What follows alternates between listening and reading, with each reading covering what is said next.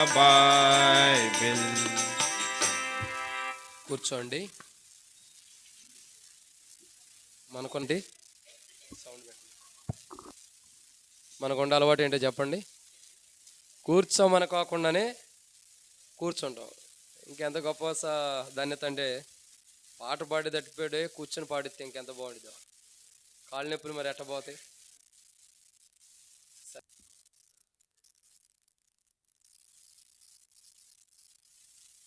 రండి, దేవుని యొక్క వాక్యంలో నుండి ఒక మాట జ్ఞాపకం చేసుకుందాం. కీర్తనల గ్రంథము 40వ అధ్యాయము, కీర్తన 7వ వచనం. అది మీకు ఎంతమందికి కావాలి? చేతులు ఎత్తండి. నేను వచ్చి ఉన్నాను. కాబట్టి మనం ధ్యానిస్తున్న అంశం ఏంటంటే, నేనేం చేస్తున్నా, ధర్మ దేవుని కుమారుడని మనం చూస్తూ వచ్చాం. ఇది ఒక కోణమే.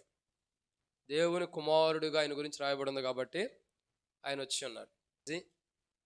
మందిరంలో ఉన్న పాతి విశ్వాసులు అందరూ ప్రాముఖ్యంగా జరిగితే ముందర జరగండి, లేదా నిత్య జీవం కలిగిన వాడు ఉంటాడు. 5 తండ్రి ఒక విషయానికి 7 ఉన్నప్పుడు 7 మాటలకి ఎన్ని చెప్పాలా అక్క? 7 ఏండ్లు శ్రమల కాలం కాదు ఇది. 7 ఏండ్లు 49 మాటలు చెప్పాలి. అయితే 49 మాటలు చెప్పలేము, ఎందుకంటే టైం ఉందేమో చెప్పుకుంటూ వెళ్ళిపోతుంటే అరగంట కూడా లేదు. కాబట్టి క్లుప్తంగా ఒక 7 విషయాలు చూద్దాం. తర్వాత ఎప్పుడైనా మళ్ళా క్రిస్మస్ దేవుడు అవకాశం ఇస్తే ఆ 49 మాటలు అప్పుడు చూద్దాం మళ్ళీ కొన్ని. సరేనా?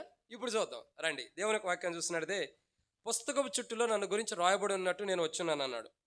సో ఆయన గురించి పుస్తకపు చుట్టూలో ఆయన గురించి ఏమని రాయబడి ఉన్నదంటే బైబిల్లో కొన్ని విషయాలు ఉన్నాయి. ఆయన గురించి ఏమని రాయబడి ఉన్నాయి, తర్వాత వాటి గురించి మనం చూద్దాం. వాటిని మన కాళ్ళ నొప్పులు ఉండేవారు కుర్చీలో కూర్చున్నప్పుడే తల మీద ముసుగు వేసుకుని సిస్టర్స్ రెడీగా ఉండాలి.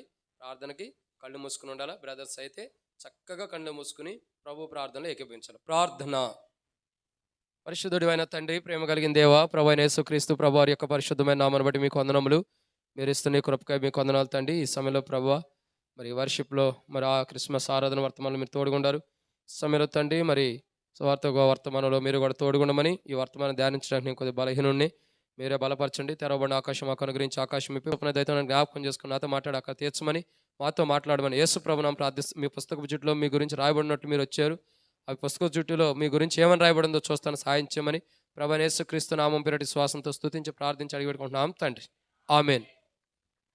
ఇప్పుడు మనకు సమయం ఎంత ఉంది? అరగంట వేసుకోండి. మరీ 20 నిమిషాల్లో ముగించడం కష్టం. నా జీవితంలో ఎప్పుడు కూడా అట్లా వర్తమానం ముగింపు లేదు. ఎప్పుడైనా 30 గంట పైనే, తక్కువ అన్నది లేదు. సరే, ఇప్పుడు తక్కువగా ముగించాలి, ఎందుకంటే ఉమ్మరికాన్ని కూడా వచ్చాం కాబట్టి. సరే, త్వరగా ముగించేద్దాం. నేను త్వరగా ముగించాలంటే మీరేం చేయాలా? త్వరగా వెళ్ళిపోవాలి ఇంటికి, త్వరగా అందించాలి. ఏం అందించాలా? వాక్యం. మీరు ఎంత త్వరగా అందిస్తే అంత త్వరగా ముగించేద్దాం. ఓకేనా? సరే, ఇప్పుడు ఆకలి అవుతున్నవారు ఎంతమంది ఉన్నారు? చేతులు ఎత్తండి. ఆకలి అవుతున్నవారు. క్రిస్మస్ యేసు ప్రభువు పుట్టినరోజు కదా, మరి జన్మదినం రోజు ప్రేమ తినాలనుకున్నవారు ఎంతమంది ఉందన్నా? అన్నా, ఎంతమందికి చక్కగా టయానికి ప్రేమ తినాలని ఆశ ఉంది? నాకుంది. సరే, అందుకే ఏం చేయాలా? త్వరగా ముగించాలి. కాబట్టి త్వరగా ముగిద్దాం రండి. కీర్తన గ్రంథం 40వ అధ్యాయం 7వ వచనం. ఎవరైనా చదివి సహాయం చేయండి. కీర్తన గ్రంథం 40వ అధ్యాయం 7వ వచనం. అప్పుడు పుస్తకపు చుట్టలో నన్ను గురించి రాయబడిన ప్రకారం నేను వచ్చి ఉన్నాను అని ప్రభు అంటున్నాడు. అని దేవుని వాక్యం అంటుంది. నన్ను గురించి రాయబడినట్టు, పుస్తకపు చుట్టలో రాయబడినట్టు నేను వచ్చున్నాను. పుస్తకపు చుట్టలో ఆయన గురించి ఏమని రాయబడిందంటే ఒక 7 విషయాలు. నా తెలిసి ఎప్పుడు మీరు చూసుంటారు. కొత్త అనుభవం చూద్దాం రండి. మొదటి మాటను చూసినట్లయితే ఆదికాండం 3వ అధ్యాయం. పాత నిబంధనలు ఏముంది, కొత్త నిబంధనలు ఏముంది, రెండు చూద్దాం. ఆదికాండం 3వ అధ్యాయం మరి 15వ వచనం. నీకును స్త్రీకిని నీ సంతానమునకును ఆమె సంతానమునకును చాలన. కాబట్టి ఇక్కడ రాయబడిన మాట ఏంటంటే, మొట్టమొదటిగా రాయబడుతుంది ఆదికాండం 3వ అధ్యాయం 15వ వచనంలో పుస్తకపు చుట్టూ ఆయన గురించి ఏమని రాయబడుతూ వచ్చింది? నీవు మరియు నీకును స్త్రీ సంతానమునకును. కాబట్టి యేసుక్రీస్తు ప్రభువారి గురించి పుస్తకపు చుట్టూ ఏమని రాయబడుతూ వచ్చిందంటే సంతానము. ఏ సంతానము ద్వారా ఆయన వస్తాడంటే స్త్రీ సంతానం ద్వారా వస్తాడని ఉంది. స్త్రీ సంతానం ద్వారా అంటే అర్థం ఏంటి? పురుషుణ్ణి ఎరగనటువంటి ఆమె, రెండోదిగా పురుషుడితో సంబంధం పెట్టుకోకుండా దేవుడు పరిశుద్ధాత్మ ద్వారా బిడ్డకి జన్మనిస్తాడు. ఆ గర్భం తెరిచి ఆ గర్భంలో బిడ్డను పెడతాడు. ఆ యొక్క సిచ్యువేషన్, ఆ పరిస్థితులే స్త్రీ సంతానం అని అంటాం మనం. స్త్రీ సంతానం అంటే అర్థం ఏంటంటే పురుషుడితో సంబంధం లేకుండా గర్భం దాల్చిందామనే స్త్రీ సంతానం అంటాం. దాని గురించి ప్రభు అంటాడు ఆదికాండం 3:15 స్త్రీ సంతానం అని అంటున్నాడు. మరి యేసు ప్రభువు గురించి మొట్టమొదటిగా పుస్తకపు చుట్టలో రాయబడిన కోణం ఏంటంటే సంతానము. ఏ సంతానం అది? స్త్రీ సంతానం. దాని గురించి బైబిల్ ఏం రాయబడుతూ వచ్చింది? కొత్త నిబంధన చూడండి. అపోస్తలుడైన పౌలు గలతీయులకు రాసినటువంటి పత్రిక, అపోస్తలుడైన పౌలు గలతీయులకు రాసిన పత్రిక 4:4 అయితే కాలము పరిపూర్ణమైనప్పుడు దేవుడు తన కుమారుని పంపెను. ఆయన స్త్రీ యందు పుట్టడము ఆత్మ కావాలని ధర్మశాస్త్రం లోబడిన వారిని విమోచించటకై. ఇక్కడ మొట్టమొదటి మాటను మనం చూస్తున్నాం ప్రియులారా. యేసుక్రీస్తు ప్రభువారు పుస్తకపు చుట్టులో రాయబడి ఉన్నట్టు వచ్చి ఉన్నాడు. పుస్తకపు చుట్టూ ఏమని రాయబడుతూ వచ్చింది? సంతానం గురించి రాయబడుతూ వచ్చింది. ఏ సంతానము? ఆదికాండం 3:15 స్త్రీ సంతానం. యేసు ప్రభువారి గురించి స్త్రీ సంతానమున ఈ లోకానికి వస్తాడని ఆదికాండం 3 రాయబడుతూ వచ్చింది. ఆ మాట నెరవేర్చబడిన తర్వాత అపోస్తలుడైన పౌలు గలతీయులకు రాస్తూ అంటాడు కదా, కాలము సంపూర్ణమైనప్పుడు పరిపూర్ణమైనప్పుడు దేవుడు తన కుమారుని లోకానికి పంపాడు. యేసు ప్రభు వచ్చాడు.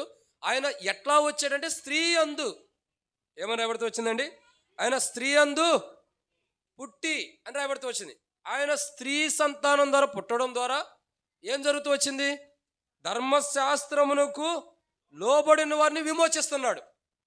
అర్థమవుతుందండి? ఆయన ధర్మశాస్త్రమును కొట్టివేయడానికి ఈ లోకానికి రాలేదు, నెరవేర్చడానికి వచ్చాడు. స్త్రీ సంతానం మంది ఆయన పుట్టి, ఏ సంతానం మంది పుట్టాడు? స్త్రీ సంతానం మంది. పుస్తకపు చుట్టూ ఏమని రాయబడుతూ వచ్చింది? స్త్రీ సంతానం మంది పుడతాడని రాయబడుతూ వచ్చింది. ఏ సంతానం? స్త్రీ సంతానం. స్త్రీ సంతానం రాయబడినట్టు గలతీయులకు రాసిన పత్రిక 4:4 ప్రకారం స్త్రీ సంతానం మంది పుట్టాడు. మరి పుట్టి ఏం చేస్తున్నాడు? ఆదికాండం 3 ఏమని రాయబడుతూ వచ్చింది? అతడు స్త్రీ సంతానం మంది పుట్టిన తర్వాత ఏం జరుగుతుంది? అతడు స్త్రీ సంతానం మందు చదవండి. స్త్రీకిని నీకును,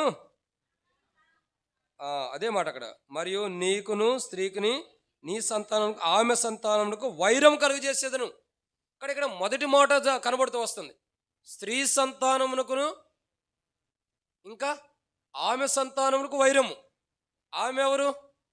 క్షమించండి, ఆమె సంతానం నీకు వైరం కలుగజేసిందని ఎవరితో మాట్లాడుతున్నాడు? దేవుడు సాతానుతో. ఇప్పుడు చూడండి, స్త్రీ సంతానం మంది యేసు ప్రభు వారు పుట్టడం ద్వారా ఏం జరుగుతుంది? సాతానికి మనకి వైరం అన్నది ఉంది. ఎందుకు ఆ వైరం వచ్చింది? సాతానికి మనకి వైరం అంటే యుద్ధము కానీ, గొడవ కానీ, కొట్లాడ కానీ మన ఇద్దరి మధ్యలో ఉంది. ఎవరిద్దరి మధ్యలో? సాతానికి మనకు మధ్యలో. ఇప్పుడు చూడండి, భార్యాభర్తల మధ్యలో గొడవ ఉంటుంది. అట్లా అని చెప్పి ఇద్దరు సాతానుడు దేవుని పెట్టడానికి కాదండి. అర్థమవుతుందండి? మనం అంటాం ఒకసారి వీడు అచ్చం సాతానుడు లాగానే చేస్తున్నాడు అంటాం. మన పిల్లలు ఏం చేస్తాం? ఏదైనా గొడవాడి కొట్లాడుతున్నారు అంటే, తాగుతూ ఉంటే తిరుగుతూ ఉంటే ఏదో చెడు సావాసం చేస్తున్నాడు అనుకో, మనం ఏమంటాం? వీడు అచ్చం సాతానుడి బిడ్డలాగానే ఉంటాడు అంటాం. సాతాను కుమార్తెలాగానే ఉండమంటాం. అది పొరపాటు. బైబిల్ ఏమంటాం తెలుసా? సాతాను యొక్క బిడ్డకి దేవుని యొక్క కుమారుడు జన్మించడం స్త్రీ సంతానానికి వైరం ఉంటుంది. ఈ వైరము ద్వారా ఏం జరగబోతుంది? మనం ఈ వైరాన్ని బట్టి పాపానికి దాసును అవ్వకుండా ఉండటం కొరకు పాపం నుండి దాని నుండి విమోచిస్తున్నాడు యేసు ప్రభువారు. ధర్మశాస్త్రానికి బలం ఏంటి? ధర్మశాస్త్రం బలం ఏంటి? పాపం అనుకున్న బలం ధర్మశాస్త్రం, ధర్మశాస్త్రం అనుకున్న బలం పాపమే. కాబట్టి పాపము నుండి విమోచిస్తున్నాడు. ఈ పాపంలో ఎవరున్నారు? వైరంతో కూడిన సాతానుడు ఉన్నాడు. అసలు పాపం అన్నది చేయడానికి మొట్టమొదటి కారుడే సాతానుడు కదా. దేవుడు పాపం చేయమని చెబుతాడా? దేవుడు ఎప్పుడైనా పాపంలో కూడి ఉండండి పాపం చేయండి అని చెబుతాడా? ఎప్పుడు చెప్పడు. కాబట్టి ఇక్కడ రాయబడిన మొదటి కోణం ఏంటంటే పాపము. కాబట్టి ఇక్కడ మొదటి కోణం చూస్తున్నాం. ఏ సంతానం? పుస్తకం చుట్టూ ఆయన గురించి ఏమైనా రాయబడుతూ వచ్చిందంటే స్త్రీ సంతానం అని రాయబడుతూ వచ్చింది. ఏ సంతానము? స్త్రీ సంతానం. స్త్రీ సంతానం మంది పుట్టి మనల్ని ఏం చేస్తున్నాడు? విమోచిస్తున్నాడు. అంటే సాతానికి మనకుండా వైరములో నుండి మనల్ని విమోచించి ఆ వైరమునంతటిని కూడా ఆయన భరిస్తున్నాడు. కాబట్టి ఇది మొదటి మాట. యేసుక్రీస్తు ప్రభువారి గురించి పుస్తకపు చుట్టూ రాయబడి ఉన్నట్టు ఆయన ఈ లోకానికి జన్మించాడు. ఏమని రాయబడుతూ వచ్చింది? ఆయన స్త్రీ సంతానం అంటే పురుషుడితో సంబంధం లేకుండా స్త్రీ గర్భం ధరించి ఏం చేస్తుంది? కుమారుని కంటుందని బైబిల్ సెలవిస్తుంది. అయితే ఈ విషయం ఒక మాట చెప్పాలి. అంటే ఒకవేళ కొత్తగా వచ్చిన అన్ని జనులు కానీ ఎవరైనా, అన్ని జనులు అంటే కొత్తగా వచ్చిన వారు, రక్షణ పొందిన వారు, క్రైస్తవులు కాని వారు ఎవరైనా కొత్తగా వస్తే మీరు క్షమించండి, మిమ్మల్ని గురించి కాదు. ఇది ఒక సంఘటన, యథార్థ సంఘటన జరిగింది, దాని గురించి చెబుతున్నా. ఒక స్త్రీ అంటే ఒక పూజారి గారు ఉన్నాడు. ఆ పూజారి గారికి ఒక కుమార్తె ఉంది. ఆయన ఒక టెంపుల్లో పూజ చేసుకుంటూ ఉంటాడు. ఆయనకి ఒక కుమార్తె ఉంది. సహజంగా హిందువుల యొక్క ఆచారం ఏంటంటే, చాలామంది హిందువులు ఉదయాన్నే లెగంగానే ఆవు గోమూత్రం తాగటం కొంతమందికి అలవాటు ఉండేది. అందరికి కాదు కానీ కొంతమందికి అలవాటు ఉండేది. ఇది తప్పుగా అర్థం చేసుకోవద్దండి. తాగటం ద్వారా వాళ్ళు ఏదో మేలు జరిగిద్దని, ఏదో క్షేమం అని ఏదో ఉంటాయి. సో ఏం జరుగుతూ వచ్చిందంటే, ఒకరోజు ఈ పాప కూడా ఆవు మూత్రం అన్నది చక్కగా తీసుకుని తాగుతూ వచ్చింది. తాగిన తర్వాత 3 నెలలకి ఏమో గర్భవతి అయింది. ఏమైంది? గర్భవతి. ఎవరు గర్భవతి అయింది? పూజారి గారి కూతురు. పూజారి గారికి అర్థం కావట్లా.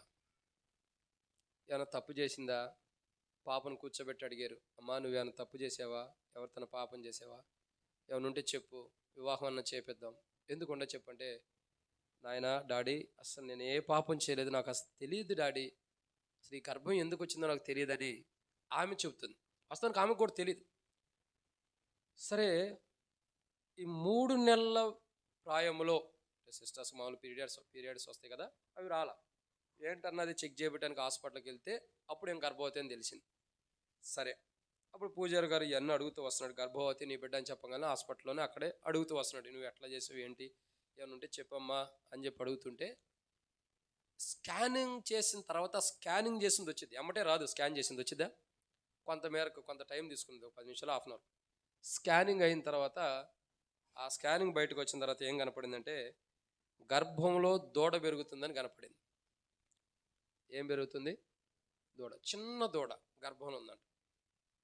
నవ్వకుండా, చిన్న దూడ గర్భంలో ఉందంట. ఇది ఎలా ఏమేం పాపం చేయలేదు, పాపం చేస్తే పిల్లలు పడతారు, రక్తమాంసం కలిగిన మనలాంటి బిడ్డలు గర్భంలో ఉంటారు, మరి ఎట్టా ఇది అని ఆలోచిస్తే, ఇప్పుడు బాగా ఎంక్వైరీ చేస్తే 3 నెలల క్రితము ఆంధ్రాలో ఈ మాట అంటారు, గేదె కట్టింది అంటారు. మరి ఇక్కడ తెలంగాణలో ఏమంటారు తెలియదు. సో దాని ద్వారా ఏమైందంటే, ఇంకొక ఆవు దగ్గర తీసుకెళ్ళి కలపడం ద్వారా, ఆడావుని మగ ఆవు దగ్గర తీసుకెళ్ళి కలపడం ద్వారా ఏమవుతూ వచ్చిందంటే, ఇది మరలా పిల్లలకు అంటూ వచ్చింది. అట్లా చేసిన సందర్భం తర్వాతే అది టాయిలెట్ పోసేటప్పుడు ఏం చేసిందంటే, అది తాగిందంట.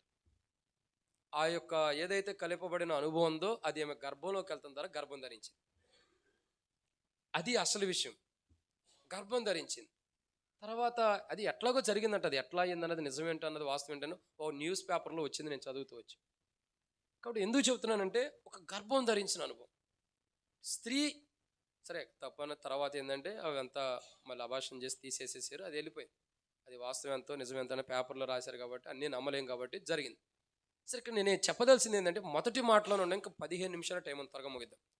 మొదటి కోణం, స్త్రీ సంతానం అంటే అర్థం ఏంటంటే, ఏ పురుషుణ్ణి కూడుకోకుండా, ఏ పురుషుడితో సంబంధం పెట్టుకోకుండా బిడ్డను కనటమే స్త్రీ సంతానం.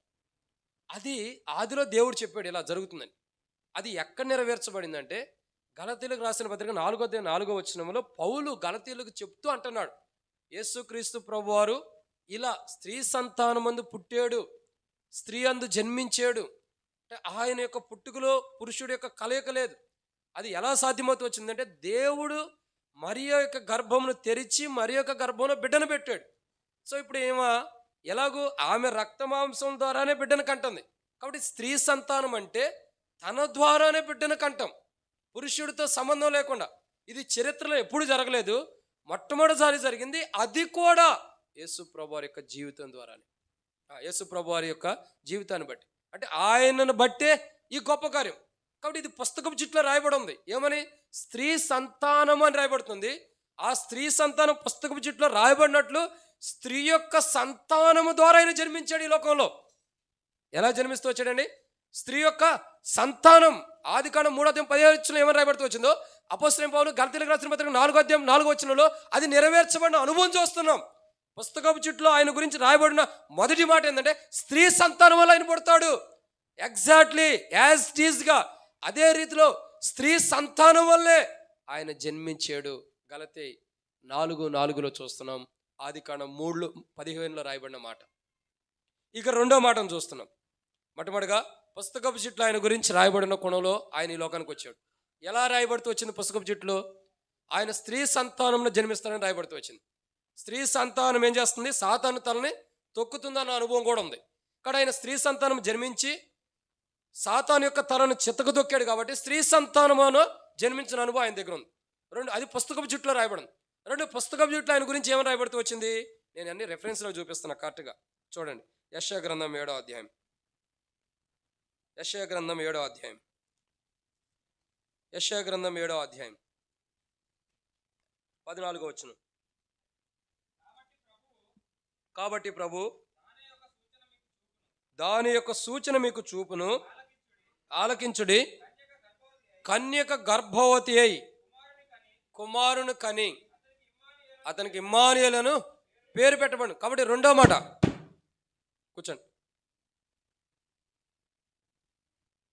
ఇక్కడ రెండో మాటను మనం చూస్తున్నాం. మీరు ఎంత అల్లరి చేస్తారో అంత ఆలస్యమైంది.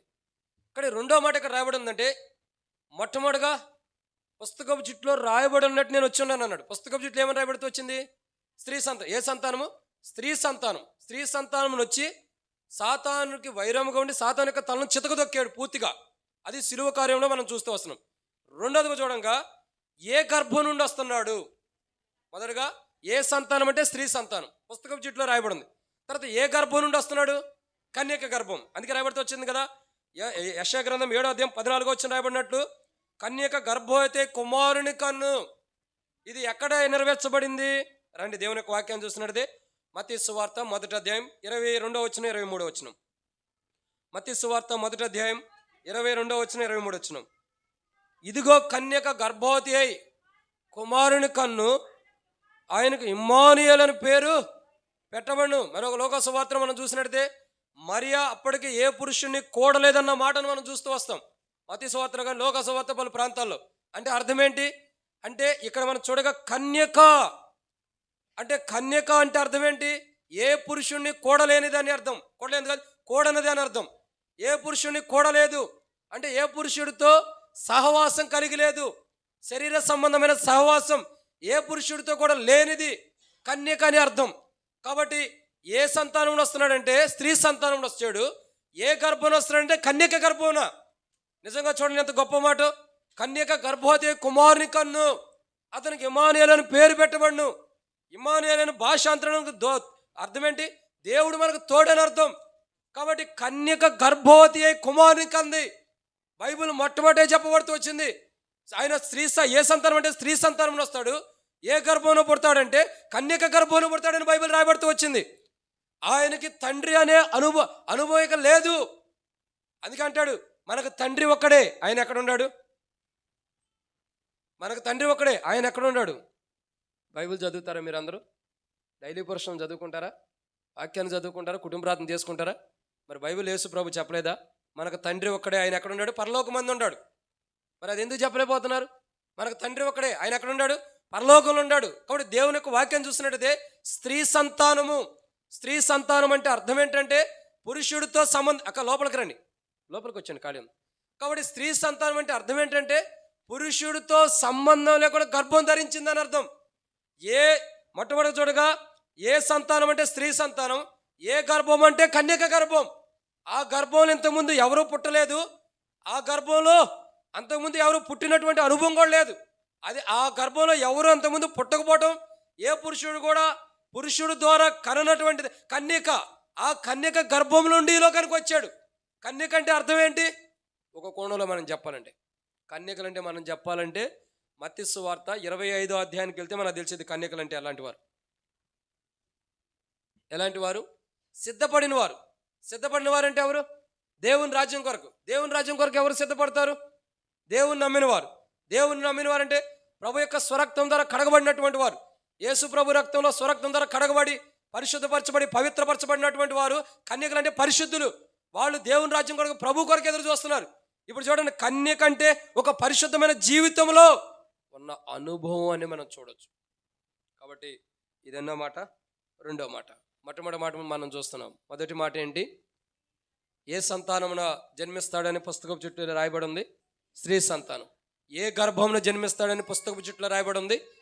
కన్యక గర్భమున. అంటే ఏ పురుషుడు కూడలేదు, అంత పరిశుద్ధమైన గర్భం నుండి పుడతాడని బైబిల్ రాయబడుతూ వచ్చింది. మూడో మాటను చూద్దానండి.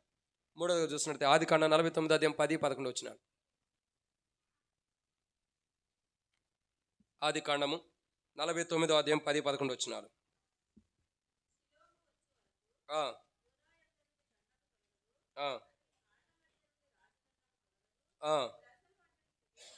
చాలు చాలు అక్క. కాబట్టి ఆదికాండం 49:10-11 వచనాలు రాయబడిన మాట ఏంటంటే, ఇక్కడ యోధా గురించి రాయబడుతూ వచ్చింది. యోధా అంటే ఎవరు? యోధా ఎవరైనా? యోధా ఎవరండి? యోధా ఎవరంటే యాకోబు యొక్క కుమారుడు. యాకోబు యొక్క గర్భవాసం నుండి పుట్టినవాడు. 7 నుంచి గోత్రాలనే ఏర్పరచబడుతూ వచ్చినాయి. యాకోబు తర్వాత గోత్రాలు, గోత్రికలు అన్నవి ఏర్పరచబడుతూ వచ్చినాయి. ఇప్పుడు యోధా గురించి ఎందుకు చదువుతున్నామంటే, ఏ గోత్రంలో వస్తాడు అన్నదాని ప్రాముఖ్యత. మొట్టమొదటి చెప్పండి, పుస్తకపు చుట్టూలో నన్ను గురించి రాయబడి ఉన్నట్టు నేను వచ్చున్నాను అన్నాడు. ఏ సంతానం వస్తానని రాయబడి ఉంది? స్త్రీ సంతానం. అది నెరవేర్చబడింది. తర్వాత ఏ గర్భంలో జన్మిస్తాడని రాయబడి ఉంది? కన్యక గర్భంలో. 3, ఏ గోత్రంలో పుడతాడని రాయబడి ఉందంటే యోధా గోత్రం. దాని గురించి మనం చూసినట్టయితే లూకా సువార్త 2:4-5 వచనాలు. లూకా సువార్త 2:4-5 యోసేపు దావీదు వంశంలోను గోత్రములో పుట్టినవాడు గనుక. చాలు. యోసేపు ఏ గోత్రంలో పుట్టాడండి? అక్కడ సరిగ్గా చదవండి. యోసేపు దావీదు గోత్రం. దావీదు గోత్రం అంటే దావీదు ఏ గోత్రం? దావీదు ఏ గోత్రం? అది కూడా తెలీదా మీకు? దావీదు తాళపు చెవులు కలిగి ఉన్నాడు అని చెప్పి బైబిల్లో రాయబడుతూ వచ్చింది. ప్రకటన గ్రంథంలో దావీదు వేరు చిగురని రాయబడుతూ వచ్చిందే. మరి యోధా గోత్రం అని ఎందుకు చెప్పలేకపోతున్నారు? వాక్యం మీరు చదవాలి గట్టిగా. ఇక్కడ ఏ గోత్రంలో పుట్టాడంటే నేను ముందరే చెప్పా ఏ గోత్రం అని కూడా. యోధా గోత్రంలో. మొదట యోధాని ఎందుకు చదివించాం? ఆదికాండం 49:10-11 వచ్చినాడు. యోధా అక్కడ ఉన్నాడు. అక్కడి నుండి యోధా గోత్రం ఆరంభించబడింది. యోధా గోత్రము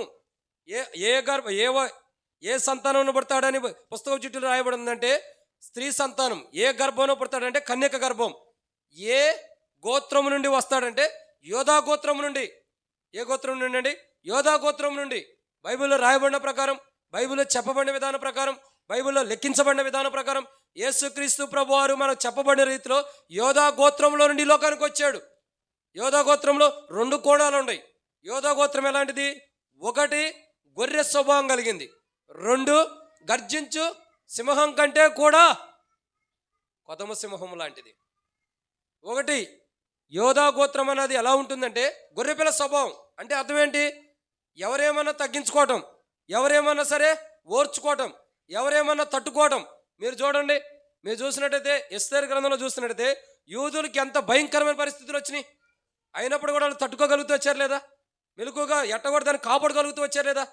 అదే మరి యోధా గోత్రానికి ఉన్న ధన్యత, ఓర్పు, సహనం యోధా గోత్రంలో ఉంది. అదే రీతిలో యోధా గోత్రంలో ఉంది యేసు ప్రభువు గురించి రాయబడుతూ వచ్చింది. ఆయన ఎలాంటి వాడైనా యోధా గోత్రపు సింహము.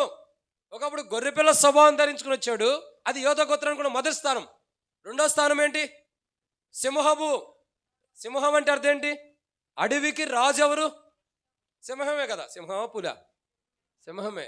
అడవికి రాజు ఎవరు? సింహమే. ఈ లోకం అనే అడవంతటికి లేదా ఈ ప్రపంచం అంతటికి రాజు ఎవరంటే యేసు ప్రభువారే. అందుకే యోధా గోత్రం నుండి వచ్చాడు. యోధా గోత్రం నుండి ఎందుకు వచ్చాడు?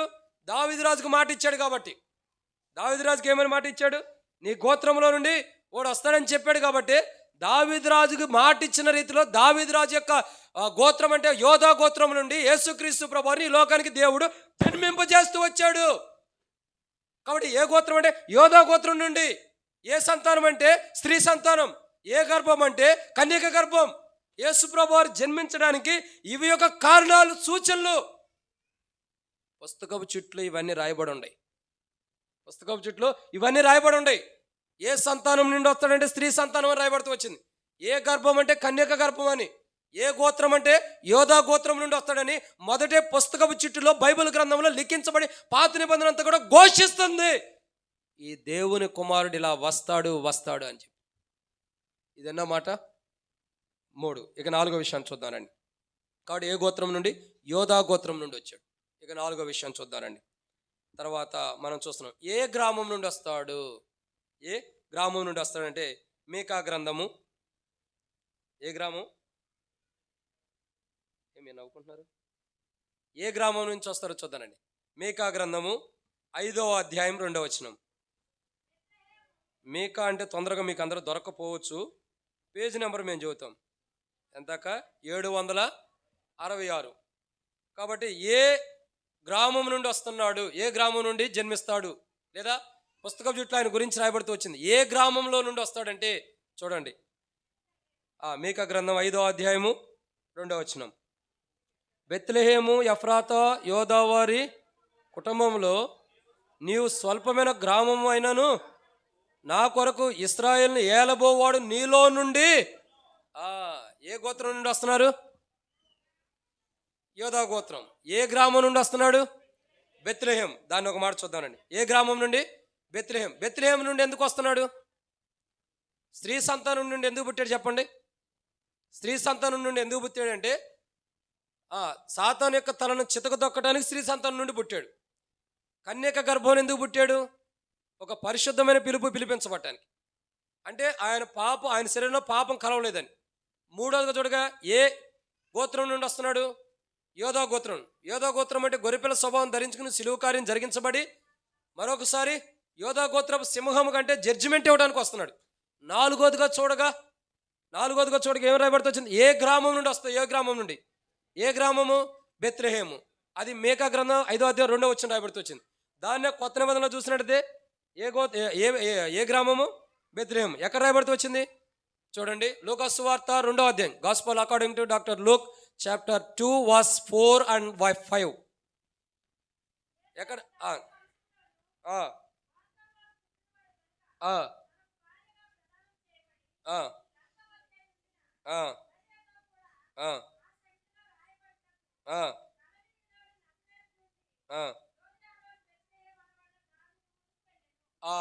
ఇప్పుడు చెప్పండి, ఆయన ఏ గ్రామంలో నుండి వస్తాడని రాయబడుతూ వచ్చింది?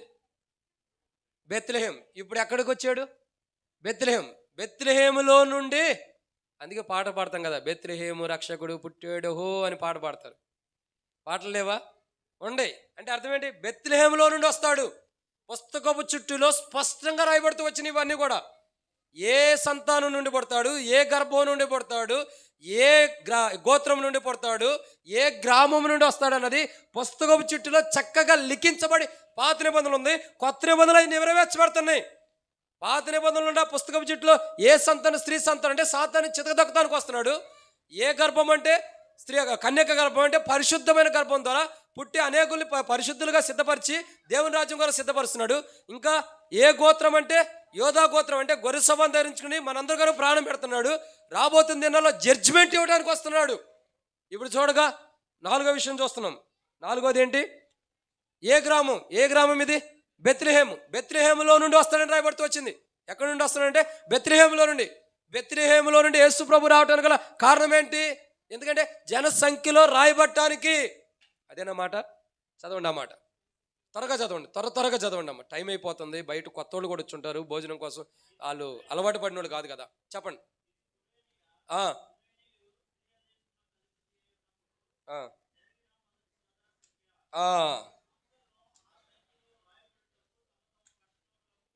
చాలనా.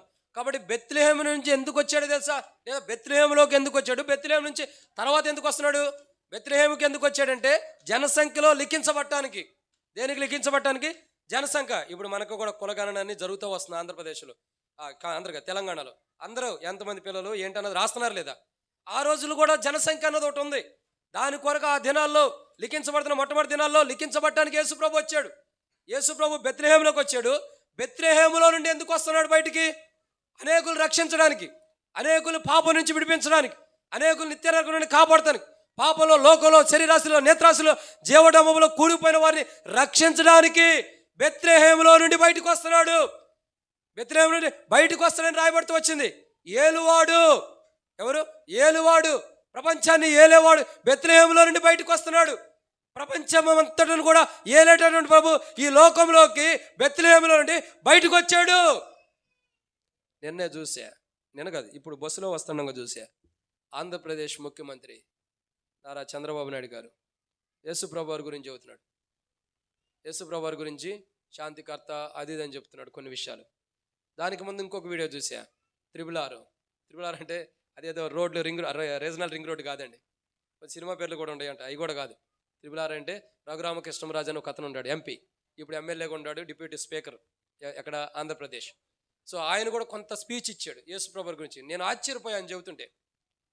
అసలు అద్భుతమైన రీతిలో ఇచ్చాడు యేసుప్రభు గురించి.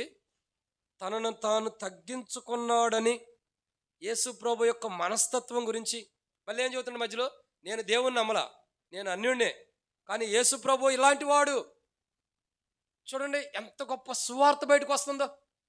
ఏం చెప్పబడుతుందంటే, బెత్లెహేములో పుట్టిన ప్రభు ఏం చేస్తున్నాడంటే అందరినీ ఏలుతున్నాడు. ఈరోజు చూడండి, మన భారతదేశంలో ఉన్న పండుగలు ఎప్పటి వరకు ఉంటే భారతదేశానికి పరిమితం, అవునా? భారతదేశంలో ఉన్న పండుగలు భారతదేశం వరకు. ఓన్లీ ఒక క్రిస్మస్ ఒకటే. ప్రపంచ దేశాలన్నీ కూడా డిసెంబర్ 25వ తారీఖు కన్ఫామ్గా జరిగించుకుంటూ వస్తాయి. ఎందుకు జరిగించుకుంటూ వస్తున్నాయి అంటే అది క్రీస్తు యొక్క జననము, క్రీస్తు యొక్క పుట్టినరోజు. యేసుక్రీస్తు ప్రభువారు ఈ లోకానికి మానవాళ్ళని రక్షించడానికి, మానవాళ్ళు ఉన్న పాపాన్ని తీసివేసి మానవాళ్ళని పరిశుద్ధపరిచి పవిత్రపరిచి దేవుని రాజ్యాన్ని తీసుకెళ్తానికి లోకరక్షకుడిగా జన్మించిన జన్మదినం అది.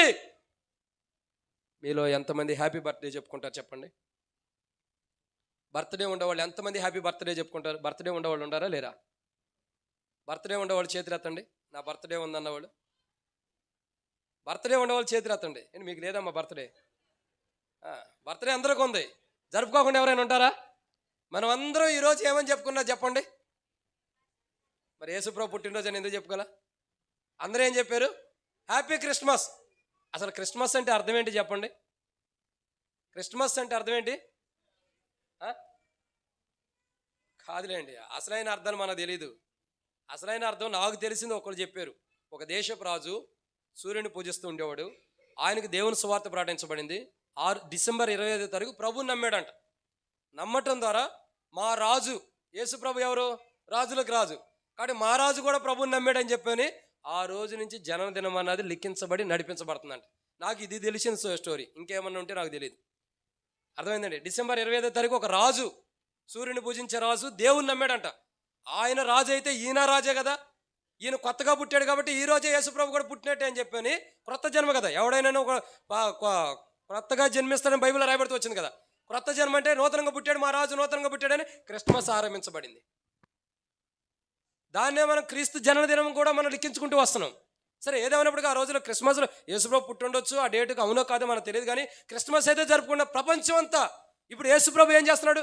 బెత్లెహేములో నుండి బయటకు వచ్చిన ప్రభు ఏం చేస్తున్నాడు? ప్రపంచం మొత్తాన్ని కూడా ఏలుతున్నాడు. ప్రపంచం మొత్తం అంతటిలో కూడా ఇప్పుడు ఏం జరుగుతుంది? క్రిస్మస్ జరుగుతుంది. క్రిస్మస్ అంటే నాకు తెలిసి జనవరి 1కు వస్తారు లేదు, కానీ చాలామంది హిందూస్ కానీ ముస్లిమ్స్ కానీ చాలామంది క్రిస్మస్ రోజు మందిరానికి వస్తారు. ఎందుకంటే ఇది యేసు ప్రభు పుట్టినరోజు. ఎందుకు వస్తారు చెప్పమంటారా? యేసు ప్రభు పుట్టినరోజు అనే కాదు, యేసు ప్రభు ప్రేమామయుడు. ఆయన ఒక చెంప మీద కొడితే మరొక చెంప చూపించినవాడు, శత్రువుని కూడా ప్రేమించినవాడు, పాపాన్ని ద్వేషించినవాడు, అందరినీ ప్రేమించినవాడు, ప్రేమించి ప్రాణం పెట్టాడని దేవుని నమ్మని వ్యక్తి కూడా దేవుని మందిరానికి వచ్చి కూర్చుంటారు. అదే క్రిస్మస్ అంటే. చూడండి, ఏ గ్రామంలో నుండి వస్తున్నాడంటే బెత్లెహేం గ్రామంలో నుండి వస్తున్నాడు. బెత్లెహేం గ్రామంలో నుండి లోకానికి వచ్చి ఏం చేస్తున్నాడు? ప్రజలందరినీ ఏలుతున్నాడు. అందుకే రాయబడుతూ వచ్చింది కదా, దావీదు తాళపు చెవిని కలిగి ఉన్నాడు. అదే అధికారంతో పేతురుతో అంటాడు, పేతురు నీకు పరలోక తాళపు చెవిని ఇస్తున్నా అంటాడు. ఇంకా చూడగా మరి పేతురికి ఏ తలపు చెవులు ఇచ్చాడు ప్రభు? పేతురికి ఏ తలపు చెవులు ఇచ్చాడు? పరలోకపు తాళం. ఇప్పుడు పరలోకానికి వెళ్ళాలంటే ఎవరు పంపించాలా? సరిగ్గా చెప్పండి. తాళం ఎవరి దగ్గర ఉందో వాళ్ళే తాళం ఓపెన్ చేసి లోపల పంపించాలి. లాక్ లేనోడు లాక్ ఓపెన్ చేస్తాడా? చేయడు. మరి ఇప్పుడు లాక్ ఎవరి దగ్గర ఉంది? సరిగ్గా చెప్పండి. పేతురికి ఏమన్నాడు? పేతురు పరలోకపు తాళం చెవులు నీకు ఇచ్చాను అన్నాడు. ఇచ్చిన పరలోకపు తాళం చెవులు పేతురు దగ్గర ఉన్నప్పుడు ఇప్పుడు పేతురు ఎవరిని పంపాలి లోపలికి? రక్షణ మార్మోసు పొందిన వారు, ప్రభు తీర్పుని తప్పించబడిన వారు పరలోకానికి వెళ్తారు. పరలోకానికి పంపించేది ఎవరు చెప్పండి? ఇప్పుడు పేతురు పరలోకానికి పంపిస్తున్నాడు అందరినీ, దేవుడు జడ్జిమెంట్ అయిన తర్వాత. మరి నరకానికి పంపించేది ఎవరు చెప్పండి? ఎవరు?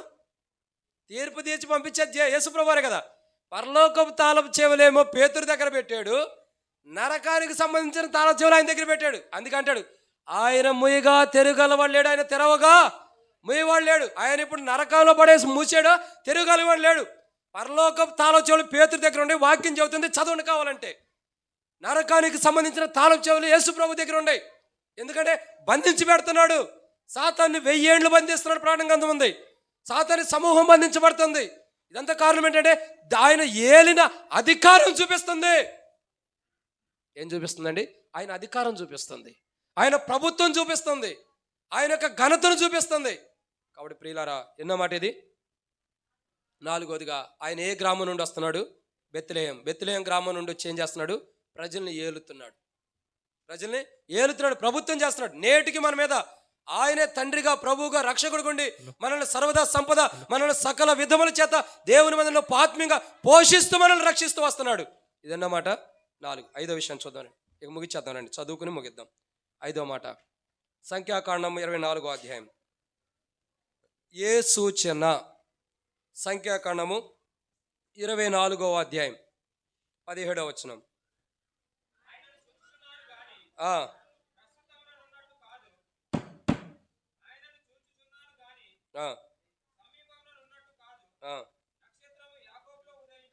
నక్షత్రము యాకోబులో ఉదయించును. సంఖ్యాకాండం 24వ అధ్యాయం 17వ వచనం.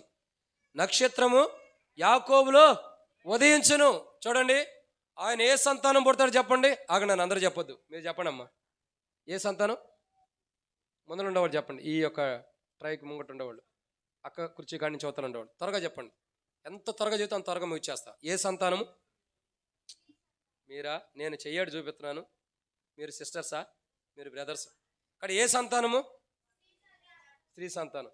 మరి ఇంకోటి చెప్పండి, ఏ గర్భము? Right, okay. ఇప్పుడు మీరు చెప్పండి, ఆయన ఏ గోత్రం నుండి వస్తాడు? వాళ్ళందరూ అనుకుంటారు సింపుల్ ప్రశ్నలు, వాళ్ళని అడిగి గట్టిమని మమ్మల్ని అడుగుతున్నారు. ఏ గర్భము? యోధా గర్భం. ఏ గర్భం కాదు, ఏ గోత్రము? యోధా గోత్రం. సరే, ఏ గ్రామం? ఎవరో అడక్కోండి చెప్పేస్తారేంటి? సరే, బెత్లెహేం. సరే, ఏ సూచన అనుకుండా ఎవరు చెప్పండి సిస్టర్స్? అక్క వెనకుండా వాళ్ళు అక్క ఫస్ట్ బైబిల్ చదివే కదా అక్క మీ దగ్గర. నక్షత్రం. మీరు కూడా అదే ఓకే, బయట ఉండరు కాబట్టి. ఏ సూచన? నక్షత్రం. ఎక్కడుంది? యాకోబులో నక్షత్రం ఉదయిస్తుంది అన్నాడు. యాకోబు అంటే ఎవరు? 12 గోత్రాలకి మూల పురుషుడు. 12 గోత్రాల్లో ఏ గోత్రం ఉంది యాకోబులో? యోధా గోత్రం ఉంది. ఇప్పుడు యోధా గోత్రములో నక్షత్రం ఉదయించిందని చెబుతున్నాడు. ఈ నక్షత్రం ఎక్కడ ఉదయించింది చూడండి. మత్తయి సువార్త 2వ అధ్యాయం 2వ వచనం. యూదుల రాజుగా పుట్టినవాడు ఎక్కడున్నాడు?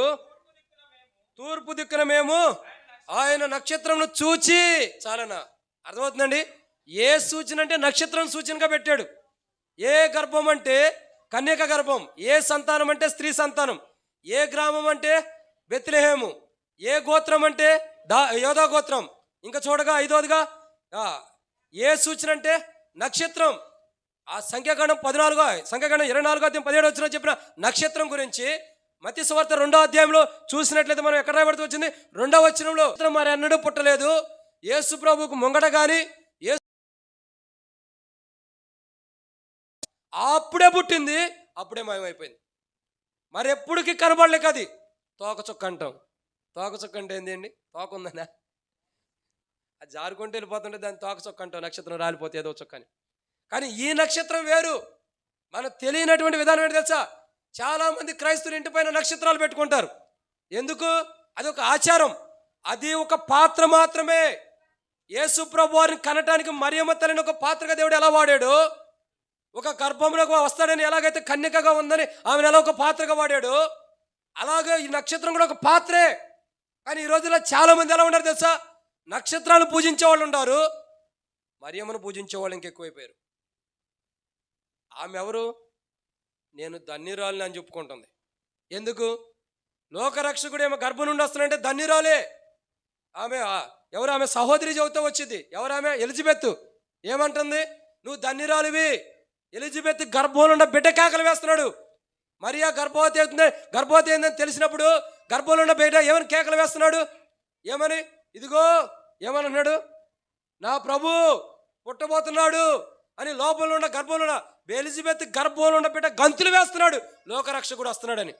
అంటే ఎంత గొప్ప ధన్యత, ఎంత గొప్ప అనుభవం అక్కడ కనబడుతుంది.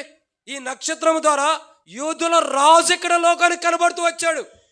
యూదుల రాజు ఎవరో నక్షత్రం సూచన చూపించింది కాబట్టే పిలాతు రాపిస్తాడు. ఏమని? ఆయన చనిపోయేటప్పుడు ఆయన సిలువ వేసిన తర్వాత ఆయన సిలువ పైన ఉన్న విలాసం మీద రాపిస్తాడు. ఏమని?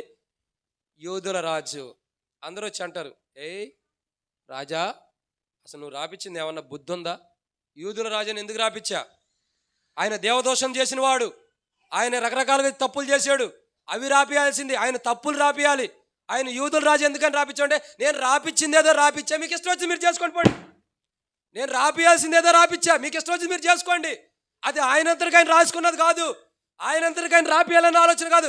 తన భార్యకు అంతకు ముందే కలలో దేవుడు దర్శన వెలుగులో చూపించాడు. అతడు నీతిమంతుడు, అతడు యేసుప్రభు నీతిమంతుడు, ఆయన ఒక రాజు. కాబట్టి ఆయనకు ఆ టైంలో పరిశుద్ధాత్మ దేవుని యొక్క ప్రేరేపణతో యూదుల రాజు అని చెప్పి రాసి పై విలాసం పెట్టి సిలువ వేపించాడు యేసుప్రభు వారిని. ఆ రాజా పెట్టినందుకు కూడా గొడవలు వచ్చినాయి, ఎందుకు పెట్టావు రాజా అని. అయినా అది వాస్తవం, నక్షత్రం చూపిస్తుంది. ఏ సూచన అంటే నక్షత్రం యూదుల రాజు ఇతడే, యూదుల రాజుగా పుట్టినవాడని ఆ నక్షత్రము అక్కడ ఉన్నటువంటి ప్రాంతంలో ఉన్న ప్రజల్ని ఎక్కడ ఉన్నారు? తూర్పు దిక్కున ఉన్నటువంటి ప్రజల్ని తీసుకొచ్చింది. యేసుప్రభు ఎక్కడున్నాడో, ఏ ప్రాంతంలో నివసించాడో, ఏ ప్రాంతంలో పుట్టాడో, ఏ గ్రామంలో ఉన్నాడో, ఏ గర్భంలో పుట్టాడో, ఏ వంశంలో పుట్టాడో చూపిస్తూ వచ్చింది. ఎవరు? నక్షత్రం తీసుకొచ్చింది రాజు దగ్గరికి. ఏ సూచన అంటే నక్షత్రం. ఇక చివరి మాటలు చూద్దానండి, ముగిచేస్తున్న 6 2వ సమూయేలు గ్రంథం 7వ అధ్యాయం 12 నుండి 14 వచ్చింది. ఇక ఈ చదవండి, చదివి ముగిచ్చేసుకుందాం. 2వ సమూయేలు గ్రంథము, నాకు ఇచ్చిన టైం కంటే చాలా టైం అయిపోయింది. 2వ సమూయేలు గ్రంథము 7వ అధ్యాయం, 2వ సమూయేలు గ్రంథం 7వ అధ్యాయం 12-14 వచ్చినాలు, 12 నుండి 14 వచ్చిన కాసి ఉండే కొద్ది త్వరగా చదవండి ఎవరైనా.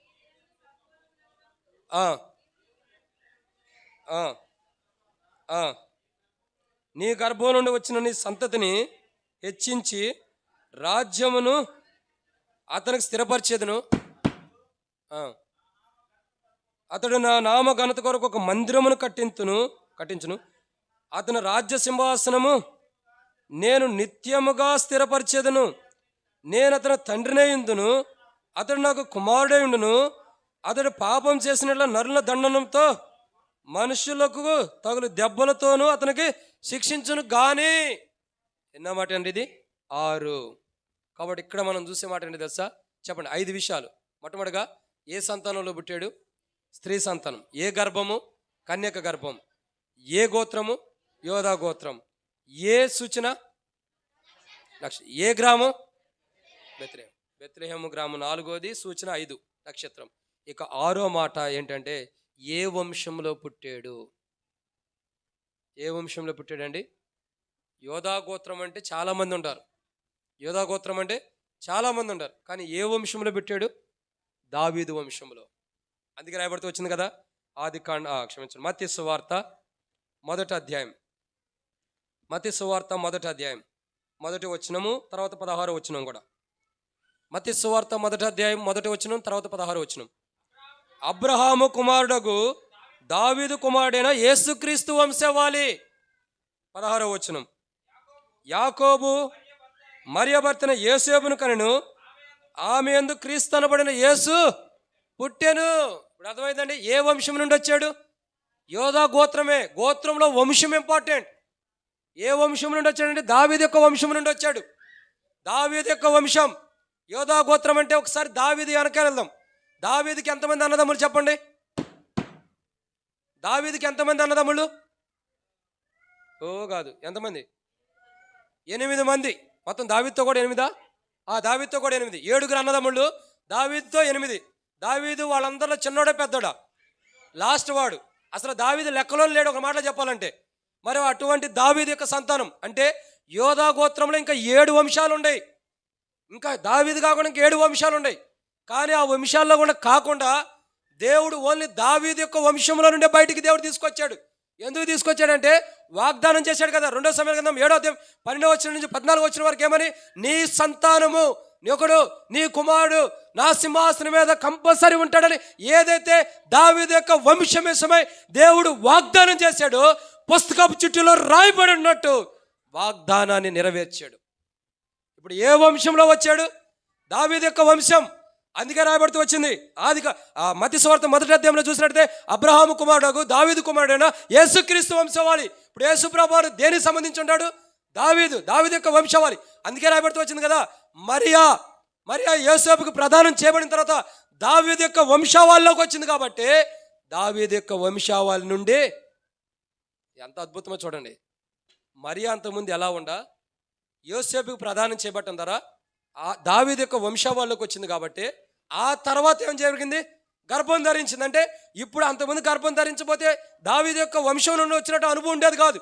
అందుకనే దావీదు యొక్క వంశం నుంచి రావడానికి మరియని యోసేపుని జగత్పునాది వేయబడక మునిపే దేవుడు ఏర్పరచుకుని వారిద్దరిని ఏకం చేయడానికి మొదట ప్రదానం చేసిన తర్వాత ఆ ప్రదానం చేయబడిన తర్వాత ఇప్పుడు ఎవరవుతుంది? దావీదు యొక్క సంతానము సంబంధించింది అవుతుంది. కాబట్టి ఆమె గర్భం నుండి పెట్టి వచ్చాడు యేసుప్రభు.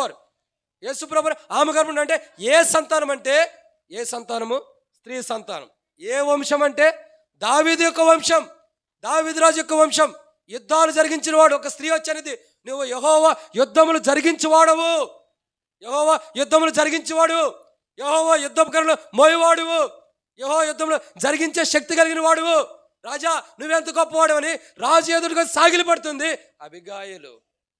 ఆమెనా? ఆమె అడుకుంటా. ఎందుకంటే యెహోవా యుద్ధములు జరిగించేవాడు, అంత గొప్పవాడు.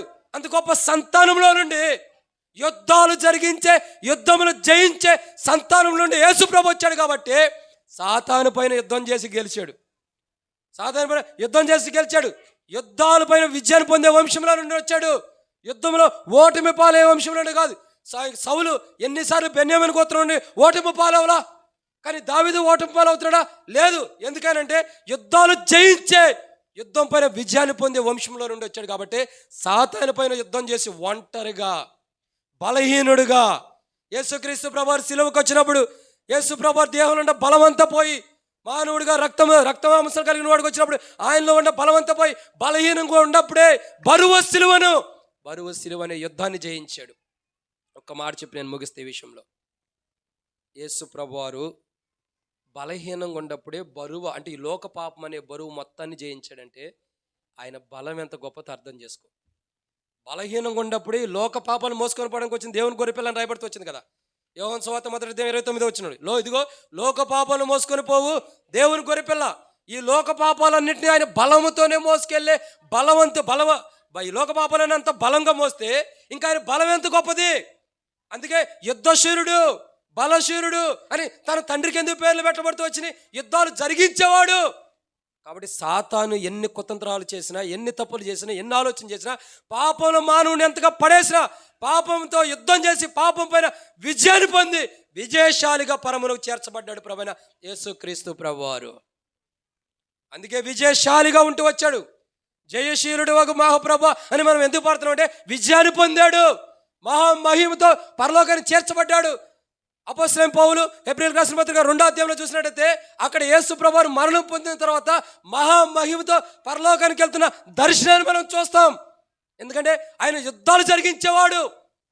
యుద్ధాల పైన జరిగించడం కాదు, విజయాన్ని పొందాడు. సాతాను ఈ లోకంలో అందరినీ యుద్ధం చేసి ఓడిస్తున్న పాపంలో పడేసి ఆ పాపం అనే వాటిపైన యుద్ధం జరిగించి విజయాన్ని పొంది మానవుల్లో ఉన్న ప్రతి పాపాన్ని తీసేసి మానవుడు ఉదయం లేసి రాత్రి పడుకునేంత వరకు ఒక అబద్ధము, మోసము, దొంగతనం, వ్యభిచారం, అబద్ధాల్లో, పాపాల్లో కూలిపోయిన మానవుని యేసుక్రీస్తు ప్రభువు ఈ లోకానికి వచ్చి మానవుడి జీవితాన్ని మార్చి పరలోకానికి వారసుడిగా చేస్తున్నాడు. అందుకే దావీదు యొక్క వంశంలో వచ్చాడు. ఈరోజు పొద్దున్నే లేస్తే రాత్రి పడుకునేంత వరకు ఎన్ని అబద్ధాలు, ఎన్ని మోసాలు, ఎన్ని తప్పులు, ఎన్ని పాప జీవితాలు, ఎంత దరిద్రమైన జీవితాలు మనం జీవిస్తున్నాం. ఈ జీవితాన్ని అంతటిని తీసివేయడానికి ఆయన దావీదు వంశంలో జన్మించి పాపం పైన యుద్ధం చేసి సాతాన్ని ఓడించి మనకి విజయాన్ని ఇస్తూ వచ్చాడు. అలా ఇవ్వటానికి ఏ వంశంలో పుట్టాడు ఆయన? దావీదు వంశం. 7వ మాట చూద్దాం రండి. 7వ మాట యోబు గ్రంథము 14వ అధ్యాయం. ఇది చాలా అవసరమైన మాట. మొదట్లో ఆరాధనలో చెప్పాను చూసారా, రెండవ వర్తమానంలో చివరిలో చెబుతానన్న. రండి, యోబు గ్రంథము 14వ అధ్యాయం 4వ వచనం.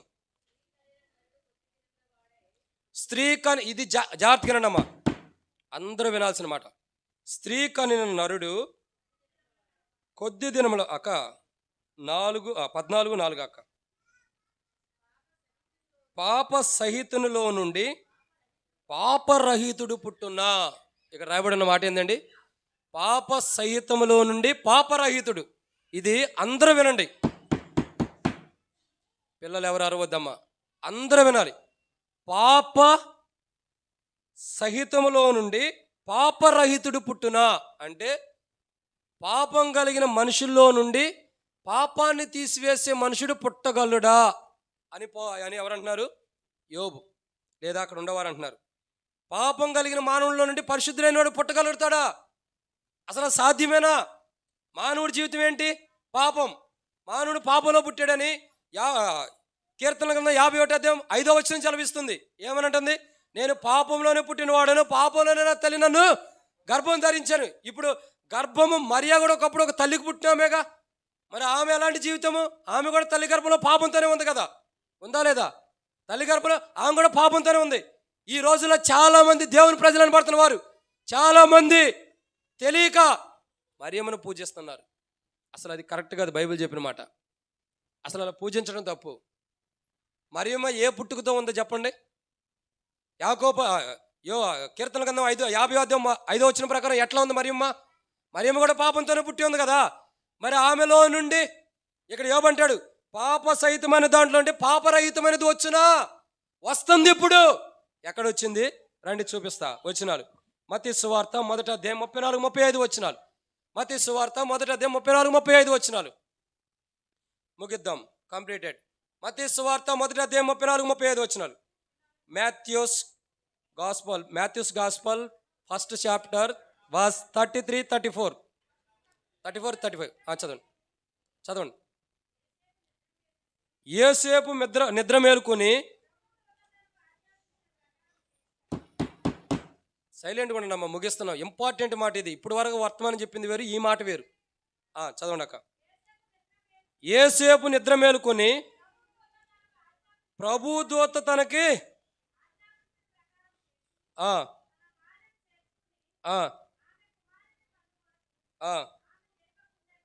సరే. ఇప్పుడు లూకాసు సువార్త 1వ అధ్యాయం 34-35 వచనాలు. లూకాసు సువార్త 1వ అధ్యాయం 34-35.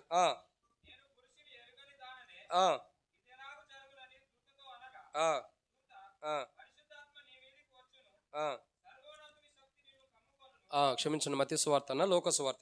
సర్వోన్నతుని శక్తి నిన్ను కమ్ముకొను, పుట్టబో బిడ్డ పరిశుద్ధుడై దేవుని కుమారుడు అనబడును. కాబట్టి ఇక్కడ చూస్తున్న మాట ఏందండి? చూడండి, ఇక్కడ మరియాతో మాట్లాడుతూ వస్తున్నాడు. ఏమని మాట్లాడుతున్నాడంటే స్పష్టంగా ఇక్కడ మాట్లాడుతున్న మాట, పాపముతో కూడిన దాంట్లో నుండి పాపరహితమైనది వచ్చునా. మరియా ఎవరు? ఒక పాప శరీరాన్ని ధరించుకున్నామే, కానీ ఆమెలో నుండి ఏమొస్తుంది? పాపరహితమైనది. మనం కూడా పాట పాడతాం, పాపరహితుడు అని. పాడతాం. ఎందుకంటే పాపరహితుడు వచ్చాడు అంటే పాపపు శరీరం కలిగిన మనిషిలో నుండి పాపం లేనివాడు పుడుతూ వచ్చాడు. అదే దేవుని కార్యం అంటే. అదే పుస్తకపు చిట్లో రాయబడిన మాట ఏంటి? పాపపు శరీరం కలిగిన వారిలో నుండి పరిశుద్ధుడైన వాడు బయటకు వచ్చినని యోబు అంటున్నాడు. 14వ అధ్యాయం 4వ వచనంలో యోబు అన్నాడు, అసలు పాపం కలిగిన మనుషుల్లో నుండి పరిశుద్ధత కలిగిన వారు బయటకు వస్తాడా? రాగలడా? ఇది సాధ్యమేనా? ఒక పాపంలో పుట్టిన మనుషుల్లో నుండి పరిశుద్ధత ఎలా వచ్చింది? ఎప్పటికీ రాదు. ఇది రావటం అసంభవం, కానీ వచ్చింది, అది నెరవేర్చబడుతుంది. యోబు అడుగుతున్నాడు, లేదా అక్కడ ఉన్నవాడు అడుగుతున్నారు, పాపరహితమైన దాంట్లో నుంచి పాప సహితమైన దాంట్లో నుంచి పాపరహితమైనది వచ్చునా అని ప్రశ్న వేస్తున్నారు. వచ్చునంటే అది వచ్చిద్దా? వచ్చింది. అది లూకా సువార్త 34:35 వచనంలో పాపరహితమైన మరియలో నుండి పాప సహితమైన మరియలో నుండి పాపరహితమైన యేసు ప్రభు బయటకు వచ్చాడు. వాక్యం నెరవేర్చబడిందా లేదా? నన్ను గురించి పుస్తకపు చుట్టూలో రాయబడి ఉన్నట్టు నేను వచ్చి ఉన్నాను అన్నాడు. ఏమన్నాడు? నన్ను గురించి పుస్తకపు చుట్టూలో రాయబడి ఉన్నట్టు నేను వచ్చి ఉన్నాను అన్నాడు. పుస్తకపు చుట్టూ ఏమని రాయబడుతూ వచ్చింది? ఏ సంతానం వస్తాడో రాయబడుతూ వచ్చింది. ఏ సంతానం? స్త్రీ సంతానం. పుస్తకపు చుట్టూ రాయబడుతుంది. ఏ గర్భం వస్తాడు? ఏ గర్భం? కన్యక గర్భం. పుస్తకపు చుట్టూ రాయబడుతూ వచ్చింది. ఏ గోత్రము? యోధా గోత్రం. పుస్తకపు చుట్టూ రాయబడుతూ వచ్చింది. ఏ గ్రామము? బెత్లెహేము గ్రామం. పుస్తకపు చుట్టూ రాయబడుతూ వచ్చింది. ఏ సూచన? నక్షత్రం. పుస్తకపు చుట్టూ రాయబడుతూ వచ్చింది. ఏ వంశము? దావీదు వంశం. పుస్తకపు చుట్టూలో రాయబడుతూ వచ్చింది. ఇక్కడ రాయబడిన మాట ఏంటండి? ఏ తత్వము? ఎలాంటి తత్వము అంటే పరిశుద్ధత. పాపరహితమైన దాంట్లో నుంచి, పాపం రహితమైన దాంట్లో నుంచి పరిశుద్ధమైనది వచ్చినా అని రాయబడుతూ వచ్చింది. ఎక్కడ ఉంది అది? యోబు గ్రంథం రాయబడుతూ వచ్చింది. పాపరహితమైన దాంట్లో నుండి, పాపంతో కూడిన దాంట్లో నుండి పాపరహితమైన వాడు బయటకు వచ్చాడు. పాప సహితమైన దాంట్లో నుండి పాపరహితుడు బయటకు వచ్చాడు. పాప శరీరం ధరించుకుంది మరియా, పాపరహితుడు పరిశుద్ధుడైన యేసు ప్రభువారు. అర్థమవుతుందండి? వచ్చాడా లేదా? పాప సహితమైనది మరియా, పాపరహితుడు యేసు ప్రభువారు. పాప సహితమైన మరియానికి పరిశుద్ధాత్ముడు ప్రేరేపణ రావడం ద్వారా, పరిశుద్ధాత్ముడు కమ్ముకోవడం ద్వారా తనలో ఉన్న పాపం పోయి తాను పరిశుద్ధురాలుగా చేయబడింది. కాబట్టి గర్భంలో ఉన్న బిడ్డ కూడా పరిశుద్ధుడై ఉన్నాడు. గర్భంలో ఉన్న బిడ్డ కూడా పరిశుద్ధుడై ఉన్నాడు. అయితే ఇవన్నీ పుస్తకం చుట్టూ రాయబడిన ప్రకారం ఆయన వచ్చున్నాడు. వచ్చి ఏం చేశాడంటే ప్రియులారా, మనందరి కొరకు చనిపోయి సమాధి చేయబడి తిరిగి లేచాడు. మనందరి కొరకు ప్రాణం పెట్టి చనిపోయి తిరిగి లేచాడు. కాబట్టి పుస్తకపు చుట్టూలో నన్ను గురించి రాయబడి ఉన్నట్టు నేను వచ్చి ఉన్నాను. ఏమని? మాట చెప్పండి, ముగిచ్చేస్తున్నా. ఏమని? పుస్తక చుట్టూలో ఏమని రాయబడుతూ వచ్చింది? మొదటిగా ఏమని రాయబడుతూ వచ్చింది? ఏ సంతానం? స్త్రీ సంతానం. ఏ గర్భం? కన్యక. ఏ గోత్రం? యోధా గోత్రం. ఏ గ్రామం? బెత్లెహేము. ఏ సూచన? నక్షత్రం. ఏ వంశం? దావీదు. ఎలాగొస్తున్నాడు? పాప సహితమైన దాంట్లో అంటే పాపరహితుడికి వస్తున్నాడని రాయబడుతూ వచ్చింది. కాబట్టి యేసు ప్రభువు ఈ లోకానికి జన్మించాడు. అందుకంటాం కదా, దావీదు పట్టణ మందుడు రక్షకుడు నేడు మన కొరకు పుట్టి అన్నాడు ఈయన ప్రభువైన క్రీస్తు. కాబట్టి దీని విషయమై ఇట్లాంటి అనుభవాల్లో రాయబడి ఉన్న ప్రకారం యేసు ప్రభు వచ్చాడు. కాబట్టి ప్రార్థన చేసుకుందాం.